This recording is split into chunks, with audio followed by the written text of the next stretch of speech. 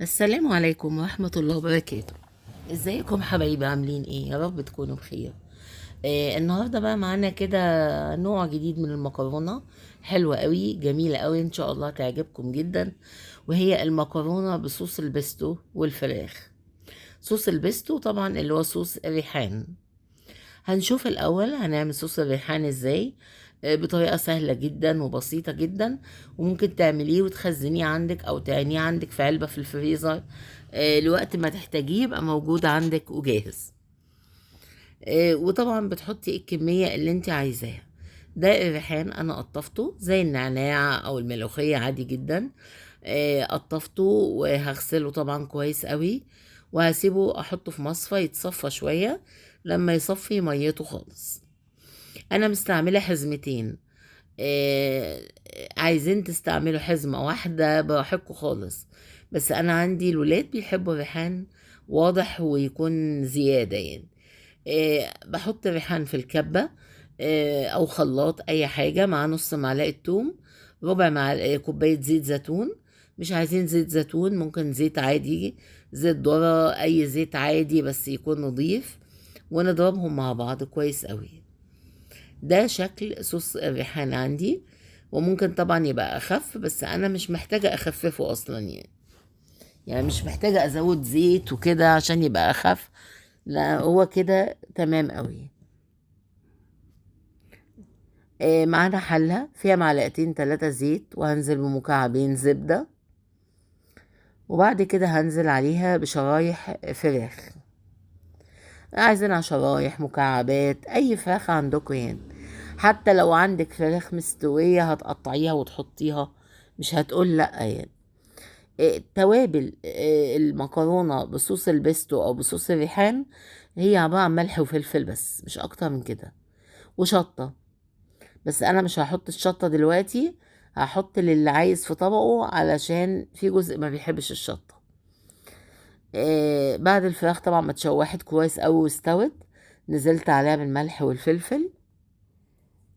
وعندي كوباية ونص لبن، عليها معلقة كبيرة دقيق، مش معلقة ونص، علشان ده مش بشاميل، ده صوص أبيض، هيبقى أخف شوية، والمكرونة فيها نشا طبيعي يعني. عايزين برضو تقللوا على حسب كمية المكرونة. أنا عاملة كيس ونص، اللي هو الكيس 400 جرام، يعني عاملة حوالي 600 جرام. فأنتوا براحتكم بقى، حطيت لها كوباية ونص لبن، اللي هي المج الشاي العادي بتاعنا. ومعايا 200 ملي كريمة، علبة الكريمة الصغيرة 200 ملي كريمة لباني.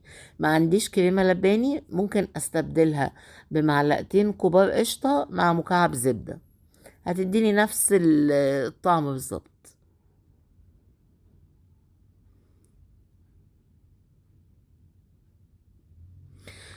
سبتها شوية، وبعدين نزلت عليها بصوص البيستو او الريحان.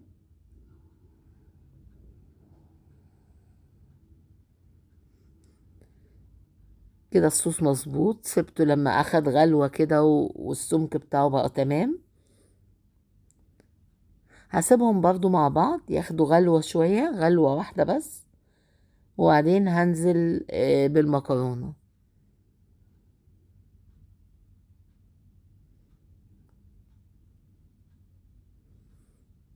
هنقلب المكرونة، وبعد ما اقلبها يعني هسيبها دقيقتين مش اكتر من كده. آه، تاخد بس من الصوص كده وتشرب من الصوص شوية. مش هسيبها كتير علشان ما تشربش الصوص وتنشف قوي، يعني هي دقيقتين بالظبط وخلاص هطفي عليها.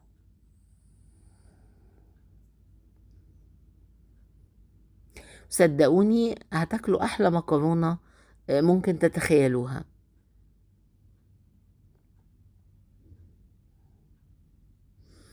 بس كده وغرفنا الطبق بتاعنا.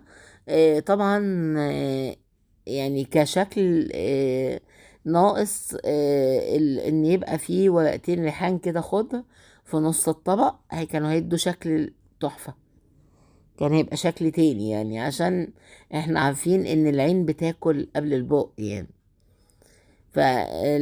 فطبعا بس للأسف نسيت أعين ورق ريحان واستخدمته كله.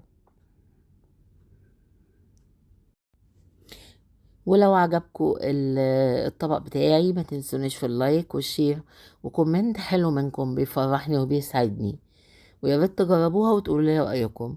والسلام عليكم ورحمة الله وبركاته. مع ألف سلامة.